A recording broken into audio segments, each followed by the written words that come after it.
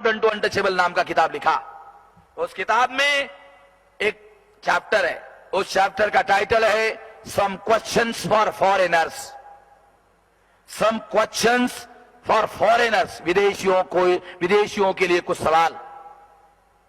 क्या सवाल पूछा बाबा साहब अम्बेडकर ने अमेरिका और यूरोप के लोगों को? अमेरिका और यूरोप के लोगों को बाबा साहब अम्बेडकर ने सवाल पूछा, ए अमेरिका के लोगों, ए यूरोप के लोगों, तुम कांग्रेस का समर्थन करते हो? तुम लोग कांग्रेस का समर्थन करते हो? तुम कांग्रेस के नेताओं को पूछो। क्या पूछो? उनको पूछो। कांग्रेस कहती है कि हम लोग फ्रीडम ऑफ द कंट्री के लिए लड़ाई लड़ रहे हैं। कांग्रेस के लोग कहते हैं जिसका तुम समर्थन करते हो, अमेरिका के लोगों, यूरोप के लोगों, तुम समर्थन करते हो कांग्रेस के लोगों का।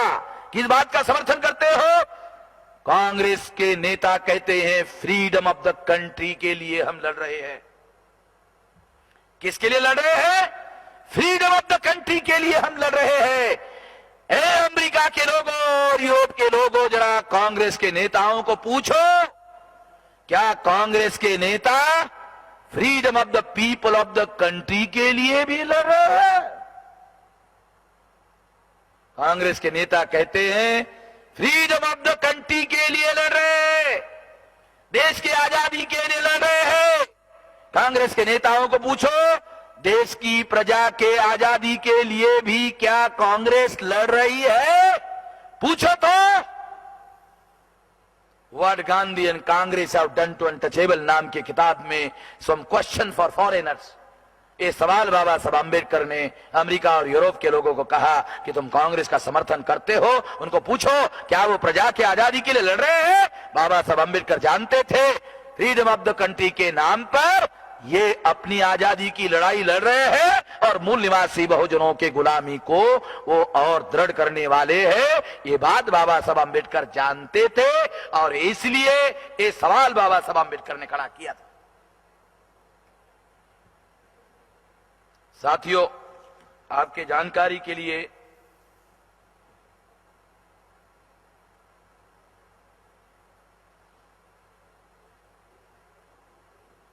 एक बहुत गंभीर बात है,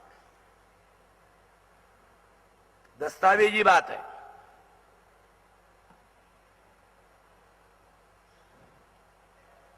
ये सवाल बाबा साहब अम्बेडकर ने क्यों पूछवाया? ये सवाल इसलिए पूछवाया क्योंकि अगर ये विदेशी लोग ये सवाल पूछते हैं तो कांग्रेस के नेताओं को जवाब देना पड़ेगा और इस जवाब देने के लिए उनको बहुत सारी बातें माननी होगी और इस तरह से संवैधानिक अधिकारों की पार्श्वभूमि तैयार हो सकती है और हमारे लोगों को संवैधानिक अधिकार मिल सकते हैं। इसके लिए ये मुद्दा बाबा साहब अम्बेडकर ने खड़ा किया। ये रणनीतिक दांवपेच था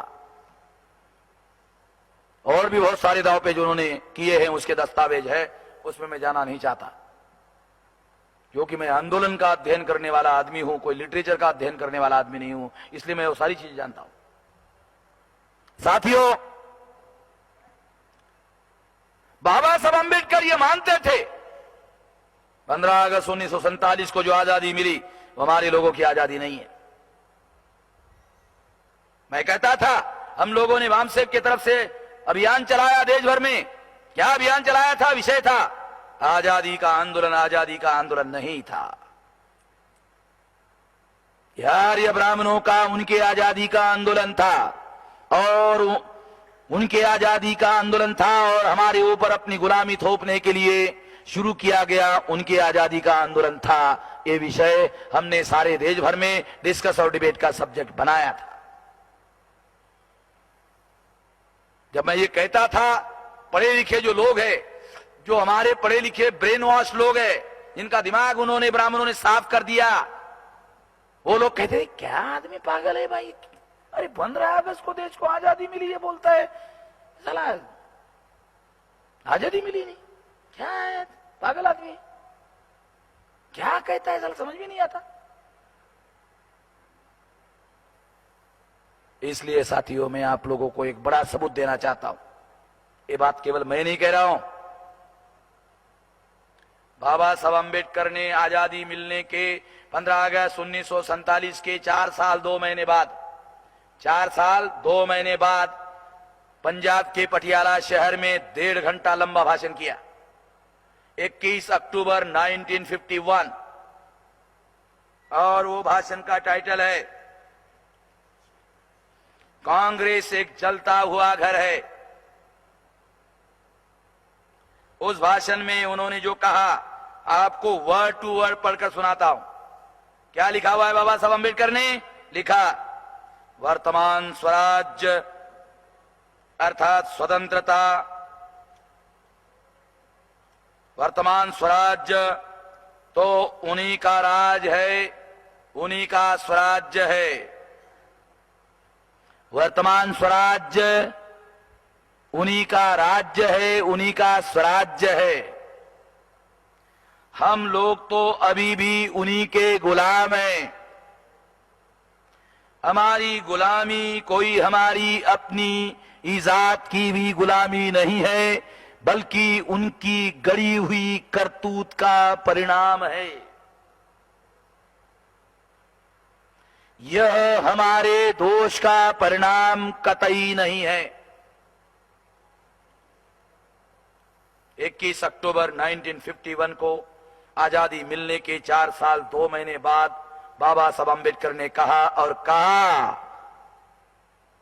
आजाद भारत में हम अभी भी गुलाम हैं। अन्नाभाऊ साठे ने भी कहा, बाबा साहब अम्बेडकर ने भी कहा। मुझे लगता है बाबा साहब अम्बेडकर का सोच, अन्नाभाऊ साठे का सोच दो नहीं है, एक ही है। दस्तावेज, दोनों दस्तावेज है। ये भी दस्तावेज है, ये भी दस्तावेज है। एक ही सोच है। दोनों का आकलन एक है, दोनों का सोच एक है। अगर दोनों का आकलन एक है, दोनों का सोच एक है, तो एक सोच के लिए उनको मानने, जानने और समझने वाले जो लोग हैं, उनको इस बात के लिए लड़ाई लड़नी होगी। केवल जय जयकार करने से काम होने वाला नहीं है। बाबा साहब अम्बेडकर ने अपने लोगों को अपने जन्मदिन पर, बाबा साहब अम्बेडकर के चाहने वाले लोग भी बड़े महान लोग थे। वो दादर में बाबा साहब अम्बेडकर में घर में गए और कहा कि बाबा साहब आपका जन्मदिन मनाना चाहते हैं और उस जन्मदिन में आपको ही मुख्य वक्ता बनाना चाहते, आ जाओ। उन्होंने कहा जाओ, मेरा इस पर विश्वास नहीं है, मैं नहीं आता हूं। उन्होंने कहा नहीं नहीं आपको आना ही पड़ेगा। उन्होंने कहा नहीं मैं नहीं आ सकता, मैं नहीं आना चाहता। विभूति पूजा से लोगों का सत्यानाश हो जाता है, ऐसा मैं मानता हूं, मैं नहीं आता हूं।